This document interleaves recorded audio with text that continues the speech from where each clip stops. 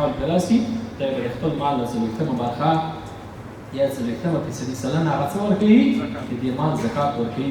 د ګرمسیرو پوهنتونو د بیلابیلو پوهنځیو دا محصلین د یو ورځني سیمینار لپاره مرکز کابل ته راغلي او هغه څه یې پکې ترلاسه کړي چې مخکې یې پرې آګاهي نه درلوده.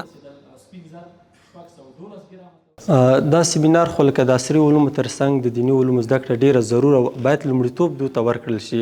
نو دا خو ډیر ګټور په دې خاطر ده تر څو دلته موږ هغه ارزښتونو ملي او اسلامي ارزښتونو په تړاو معلومات ترلاسه کړل چې مخکې موږ پوره آګاهي نه درلودله او زموږ 40 ساعتونه دلته ټول په عبادت کې تېرېږي. موږ که حتی خوب هم دلته کوو په دې نیت یې کوو چې سهار تهجدو ته پر وخت راپاڅو.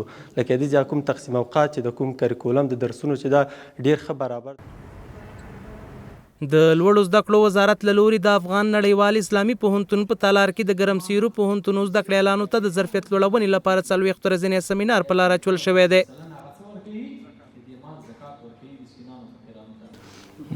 په دې سیمینار کې تقریبا 250 یا له دې څخه به څه تقریبا زیات وي دومره تعداد کې محصلین ګډون لري چې خپل درسونه مخته بیایي.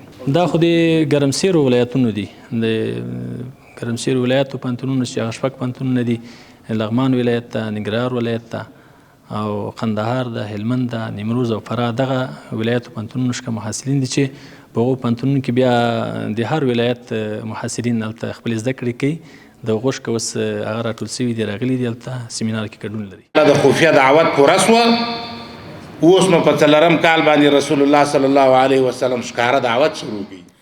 د پوهنتون استادان دغه ډول سیمینارونه د ځوان نسل د فکري جوړښت لپاره ګټور بولي او زیاتوي له دې لارې ځوانان له خپل کلتور څخه په بشپړ ډول خبرېدی شي.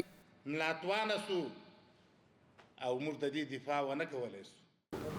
دغه پروګرامونه او سیمینارونه د نوي نسل د ځوانانو طلبه کرامو دپاره خاص کر چې دوی څه ناڅه علم دانش حاصل کړی، استعداد لري د فهم او د زده کړي، الله تعالی هغوی ته وړتیا ورکړې وي، دا ډیر ضروري دي.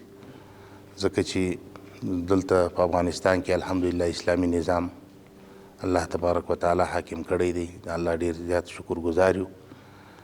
دغسې زموږ طلبه کرام چې په اسلامي روحیه باندې سمبالي او صحیح اسلامي فکر ولري او د خپل پیغمبر صلی الله علیه وسلم په نقش قدم او د خپل مشرانو په اطاعت کې زندگی تیره کړي، نو دا د نظام دپاره ډیر زیات مهم دي.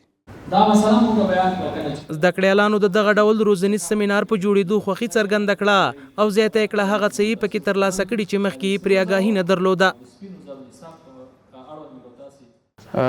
دغه سیمینار چونکې ډیر مهم و موږ لپاره، په دغه کې موږ هغه څه زده کړه چې موږ په ټول عمر کې نه و زده کړي. مثلا د اسلامي فکر ترڅنګ موږ افغاني او ملي ارزښتونه هم پکې زده کړل.